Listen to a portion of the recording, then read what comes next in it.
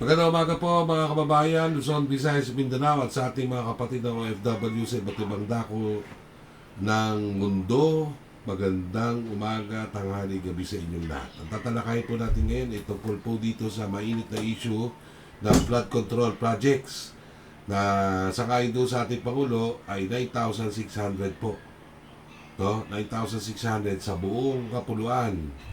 At doon po sa 9,600 na ito ay nakupo daw ho yan ng 15 na mga malalaking mga construction firms ng ngayon po ay isa-isa hong nailalantad na. In fact, kahapon, ang ating Pangulo ay nagpunta sa Bulacan, kasama po yung governor na si Dan Fernando, at tinignan po nila isang dike, no? Na ano nangyari. Yung dike na na yan ay hindi natapos o napaka-substandard, kaya ho nagkaroon ng pagbaha doon sa Bulacan. So, St. Timothy's Construction na ho yan. So, ang tanong ho dyan, ng karamihan, number one, bakit naman ganyan lumobo 9,600 flood control projects?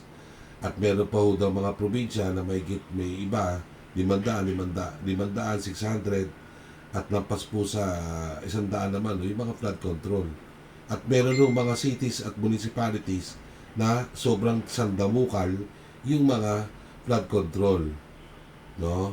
At ang dinig-dinig po natin ngayon, dahil nga ho binulaslas na, no? Binulatlat na ng Pangulo, no? Ito mga flood control projects na ito, hiningi sa dating DPWH Secretary Manny Bonoan, nagkakadahumbal o ano ba yun, parang binibilisan nitong mga construction firms na to, na yung mga guni-guning construction firms nila o construction projects nila may ginagawa. So pinapaspasan po nila yan para hindi daw mabuko. At yung iba naman gumagamit ng mga partido, no, para sila ay maabsuelto. No, sila ay maabsuelto. Ang tanong, absuelto nyo kaya kayo ng Pangulo? Samantalang ang pagkakarinig ko talaga, seryoso dyan ang gobyerno. No? In fact, pinapakilos ang iba't ibang sangay ng pamahalaan kung para sa gayon, matunton at malagay sa hustisya ito pong mga taong ito. Bakit kamo? Sapagkat pera ng taong bayan yan. Ito pinagnanakaw, no? Ang kakapal ng mga pagbumukha nyo, no? Oo, kapal mooks. Ba't di naman kakapal ang mukha ng mga ito? Ba't naman maging sobrang brazen sila, ika nga? Siyempre magiging brazen sila sapagkat sa tingin nila, walang hahabol sa kanila walang magpaparusa. So, ang tanong ng taong bayan, tatlo lang. Number one, bakit lumobo? Sinagot ko na ho kanina. Siyempre, dahil may mga patri-padrino. Ikalawa, ano dulo nitong mga investigasyon na ito? May mapaparusahan ba? No? May mapaparusahan ba?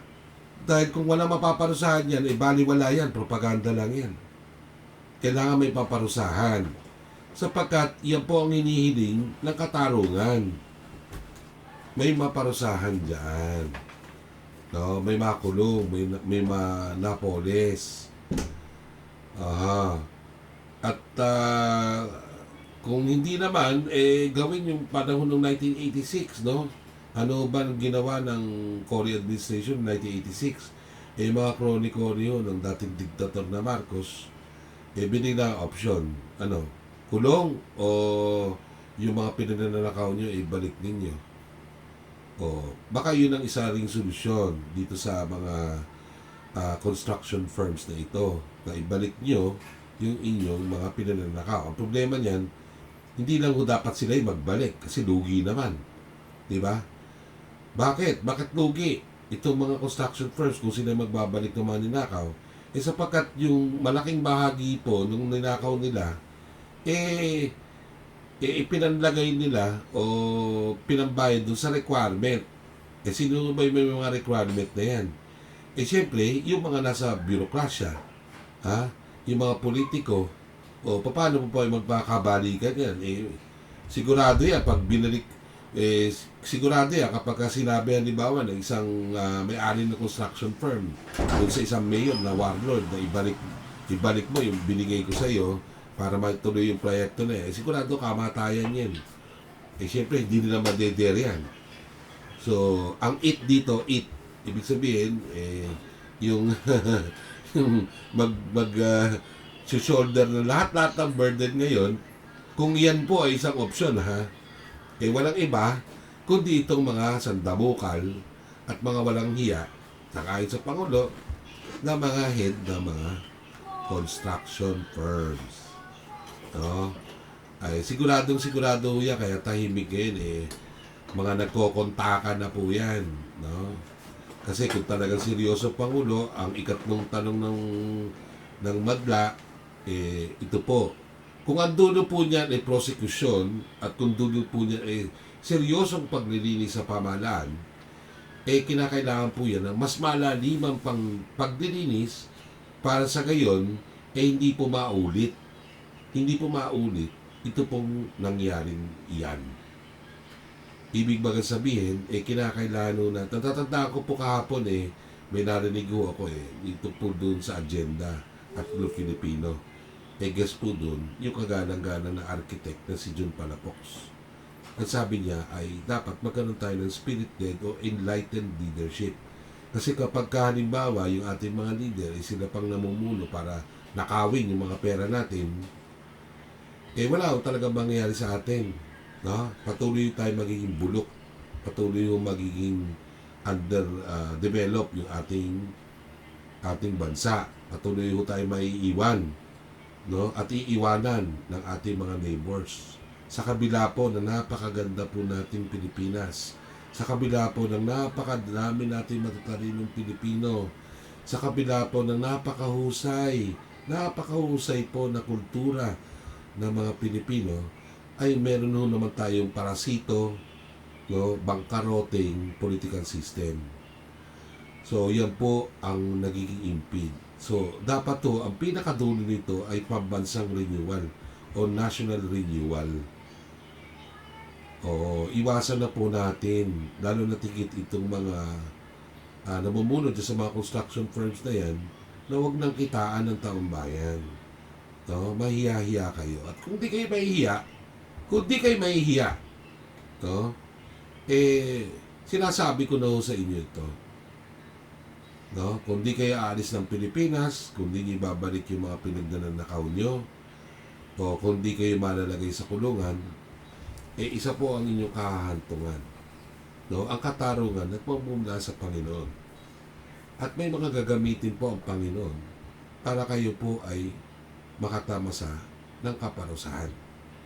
Para kayo ay ma-feed nyo rin, no, yung napipil na milyon-milyon na mga Pilipinong nagugutom at nasa sabingit ng kahirapan. No, darating sa inyo yan sigurado, sapagkat yan po ay nakasulat, hindi lang po sa banal na kasulatan, kundi na rin sa ating mga batas. At sa mga batas ng kalikasan din, na kapag ka gumawa ka ng kasamaan, ano magiging punot dulo, kasamaan din para sa iyo. Okay? So alam niyo naman po yan. At kung kayo may konting hiya pa, mas mabuti na makipagtulungan kayo sa ating pamahalaan para masawata itong mga ganitong katiwalian. Katiwalian na talagang endemic na po sa ating sistema. Kailangan talaga palitan natin ang sistema natin. Yung mga institusyon ng ating lipunan, kinakailangan na baguhin. Ano bang ibig sabihin pag sinabi natin institusyon? Ito po yung mga rules of the game, ika nga. Yung mga values, ika nga. Yan po ang kailangan. Yung behavior, ika nga. Kasi ang mga institusyon, behaviors yan Hindi naman sila mga physical institutions. These are all concepts, yung mga behavior, yung mga sinusunod, no, na mga pamantayan. Kasi ang nangyari sa atin, tapatan na, Kaya naman naging ganyan ka-brazen yung mga yan dahil may basbas eh. May basbas sa mga matataas na pinuno ng ating bayan. Aha. Na yung ating mga pinunong yan, sa kanilang kanaisan na magkaroon ng kayamanan, inalaw yung mga ganyan mga tao. At sa totoo lang, no, makikita ho natin yan. Dahil nga po doon sila natawag ng mga requirement itong mga government officials natin. Gaano mo bang kalaking requirement? Kasi sa kalaunan sa tingin ko, sa tingin ko, ito pong flood control projects ito, babalik sa mga politiko. Sapagkat ang balita po talaga natin dyan, kaya nagiging substandard yan, sapagkat sa hingi, puro hingi, itong mga politikong ito na umaabot ng 40, 50, 60, no, porsyento ng buong project. Siyempre, kung ikaw contractor, sige, para mapunta sa yung yung kontrata, papayag ka sa mga ganyan matitira. Di ang matitira sa'yo paminsan, mga 20, 30, ganyan. Sa materialis pa lang talagang halos luluhod na talaga yung mga yan. So, what do you expect? Siyempre, substandard projects ang mangyayari. At kung hindi man substandard, dahil sa laki ng mga taripa at mga requirement ng mga big boys at ng mga small boys dyan sa industry na yan, kung wala kang kikitain, kung ikaw constructor, ba't mo gagawin yung proyekto? Kaya magiging tinatawag na guni-guni o ghost projects. Yung dapat sanang maganda, mabuting proyekto para sa atin. No?